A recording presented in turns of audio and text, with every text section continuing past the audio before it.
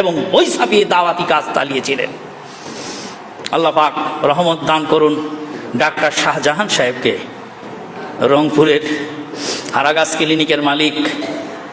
আমি গিয়ে বললাম, স্যার আমার বডিটা উনি চেক করলেন, শুয়ে পড়ছিলেন উপরে, আমানুল্লাহ মাদানী নিচে এসেছে শুনে আবার নেমে আসলেন বিছানা ছেড়ে, বডিটা চেক করে কিছু ওষুধ দিয়ে দিলেন আর বললেন পেরেস হয়েছে। বলে পেরেস হয়েছে, আরও কিছু টাকা সৌদিয়ান ভাইদের সংযোগ করতে হয়েছে। বলে আমাকে বললে তো আমি বাকিটাও দিয়ে দিতাম। আল্লাহ তাকে জান্নাত নসিব করুন। পেরেস দিয়েছেন, তাওহীদ দাওয়াতি কাজ চলছে। বলছিলাম ব্রিটিশ খেদাও আন্দোলন আহলে হাদিসেরা করেছে এদেশে, আর এই বেদাতি মাজার পূজারীরা এরা সিন্নি খেয়েছে। নব শাহ ওলিউল্লাহ মুহাদ্দিস দেহলভীকে দিল্লির পথে যখন পাওয়া যাচ্ছে না, হারিয়ে গেছে, দিল্লিতে হঠাৎ করে নাই, নিরুদ্দেশ হয়ে গেছে। মুসলমানরা আলটিমেটাম দিচ্ছে হিন্দুদেরকে যে আমাদের শাহ ওলিউল্লাহ মুহাদ্দিস দেহলভীকে কোথায় গায়েব করেছিস বের কর, না হলে তোদের সাথে রাত শুরু হবে। হঠাৎ করে দিল্লির পথে শাহ ওলিউল্লাহ মুহাদ্দিস দেহলভীকে পাওয়া গেল, হেঁটে বেড়াচ্ছে, নিরুদ্দেশ হয়ে গেল, ঘুম হয়ে গেল, ঘুম হলো, দিল্লির পথে চলে আসলো। সমস্যা কি? বলে সমস্যা হলো আমার এক ছাত্র জিনের এক ছাত্রকে মেরেছিল, আর জিনেরা তাকে ধরে নিয়ে গেছিল, আর তার সালিশ করার জন্য আমাকে ডেকেছে। তাই আমাকে হঠাৎ করে জিনেরা নিয়ে চলে গেছে, সালিশ হয়ে গেছে, আবার ফেরত দিয়ে গেছে আমাকে। এই দিন বেদাতিরা দিল্লির মসজিদে সিন্নি বেটে খাচ্ছে, যে ওহাবিয়া দেশ থেকে চলে গেছে, বেদাত করে আরাম পাবো তাই সিন্নি বিতরণ করতেছে। যখন সিন্নি বিতরণ করছে তখনই খবর হলো শাহ ওলিউল্লাহ ফেরত এসেছে, সিন্নি খাওয়া ফেলে দিয়ে তারা উঠে চলে গেছে।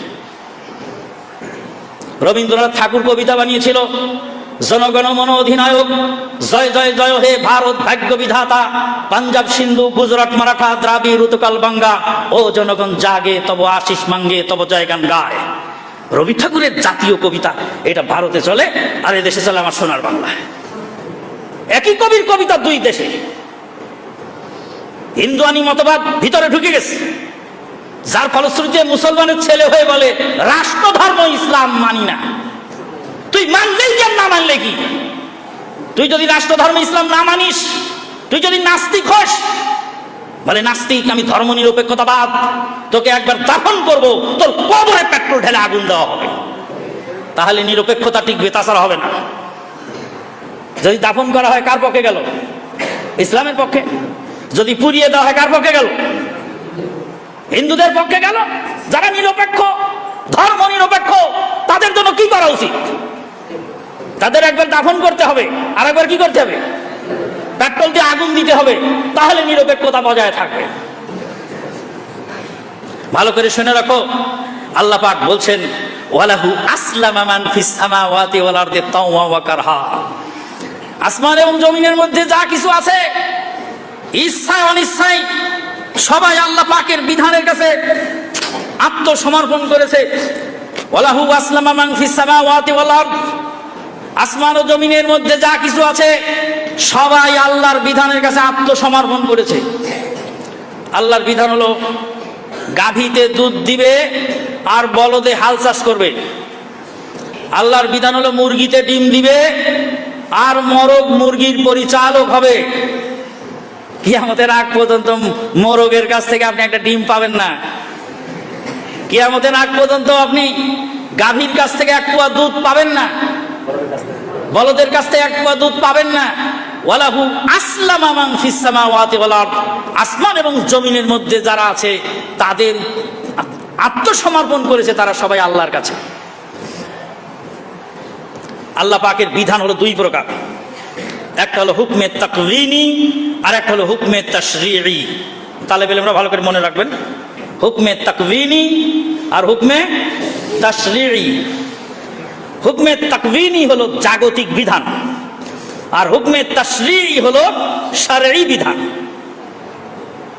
জাগতিক বিধান হলো পা দিয়ে আপনি হাঁটবেন, এটা আল্লাহ নিয়ম বানিয়ে দিয়েছে, পা দিয়ে হাঁটবেন আর হাত দিয়ে খানা খাবেন, চোখ দিয়ে দেখবেন, কান দিয়ে শুনবেন, এটা জাগতিক বিধান।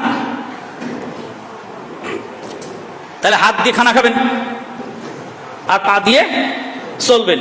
এটা হলো আল্লাহর বিধান। আল্লাহ পা দিয়েছে চলার জন্য, আর হাত দিয়েছে খানা খাওয়ার জন্য। এবার খানা খাওয়ার জন্য দুই হাতকেই আল্লাহ ক্ষমতা দিয়েছে। বাম হাত দিয়েও খাওয়া যায়, ডান হাত দিয়েও খাওয়া যায়, কিন্তু শারীরিক বিধান হলো ডান হাত দিয়ে খাও, বাম হাত দিয়ে খেও না। এবার বাম হাত মেরে দেই, ডান হাতে রেখে দেই, এখানে এসে আল্লাহর বিধান কি করি?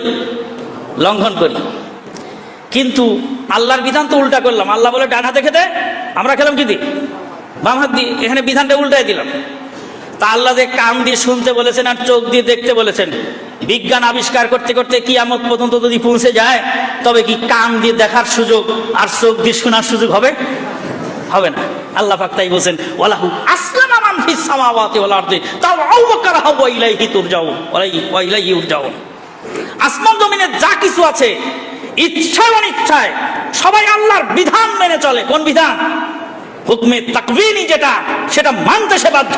কান দিয়েই শুনতে হবে, চোখ দিয়েই দেখতে হবে। আল্লাহর এই বিধান লঙ্ঘন করার সুযোগ নাই। কিন্তু আল্লাহর হুকমে তাশরীঈ, এই বিধানটা তারা কি করে? লঙ্ঘন করে। বন্ধুগণ, ইসলাম হলো মানুষের ফেতরাতি বিধান, যারই ফলশ্রুতিতে দুর্ধর্ষ কমিউনিস্ট কালমার্কস মরার সময় বলছিল, ও মাই গড। সারা জীবন বলছে rule by eternal laws of iron, there is no God. কিন্তু মরার সময় বলছে ও মাই গড। মরার সময় ও মাই গড তার মুখ দিয়ে কে বের করে নিয়েছেন? আল্লাহ। তার ভিতরে যে সুপ্ত ঈমান ছিল, সেই ঈমানটা সেদিন কথা বলেছে, কিন্তু কাজ হয়নি তখন। বন্ধুগণ, ইসলাম রাষ্ট্রীয় ধর্ম কেতাবে লেখা থাকলেই কি আর না থাকলেই কি? রাষ্ট্রীয় সংবিধান থেকে যদি ওটাকে মুছে ফেলানো হয়, মুসলমানদের ঈমানের মণিপুরা থেকে মুছতে পারবে? তাই তো আমার মুহতারাম আমির জামাত বলছেন, প্রত্যেকটা মুমিনের, প্রত্যেকটা মুসলিমের হৃদয়ের কন্দরে ইসলাম রচিত আছে, ইসলাম মিশে আছে মানুষের, এদেশের মানুষের রক্তের সঙ্গে। এটাও হলো ইসলামের উপরে একটি আক্রমণ। ইসলাম দেখে তারা ইসলামকে ক্ষতিগ্রস্ত করার চেষ্টা করে।